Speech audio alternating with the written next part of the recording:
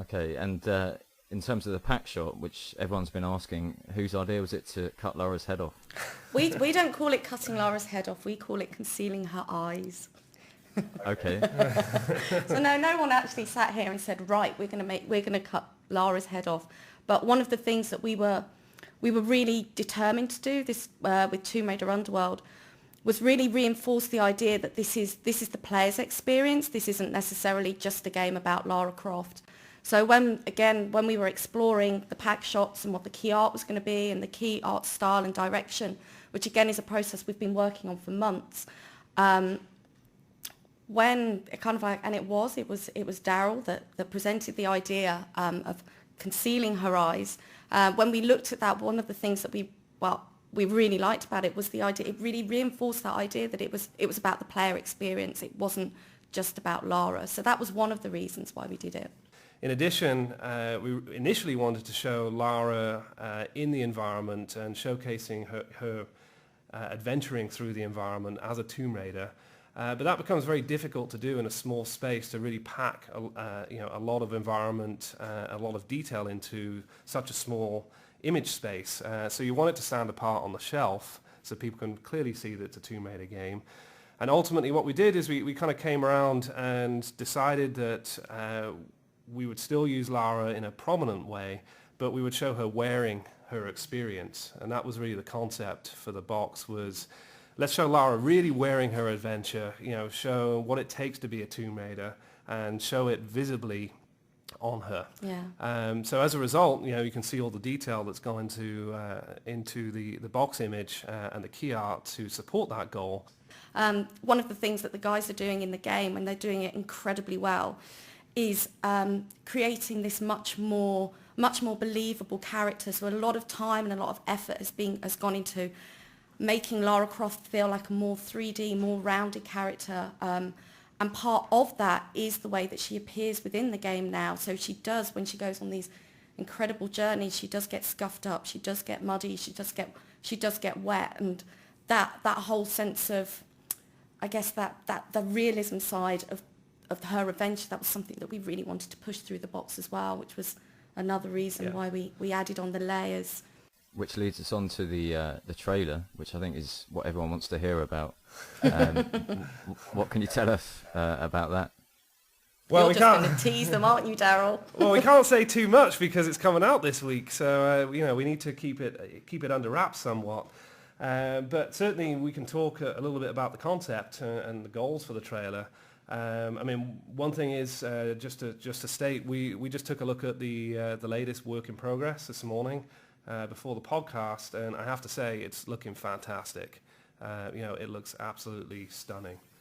And what were your goals when you presumably you were involved in the concept behind the trailer? What did you want to achieve with it? Well, goal number one was kind of like a challenge that I put down to the guys, which was, right, we want our first trailer to be like nothing you'll ever have seen for Tomb Raider. Yeah, I think when I look at the trailer, when we've talked about the pack shot and the box art being different in a good way, I look at the trailer and it's very much the same. It's very unexpected. There's a couple of things that are tidbits for the audience here. There's a huge story reveal. There's a massive story reveal within the trailer.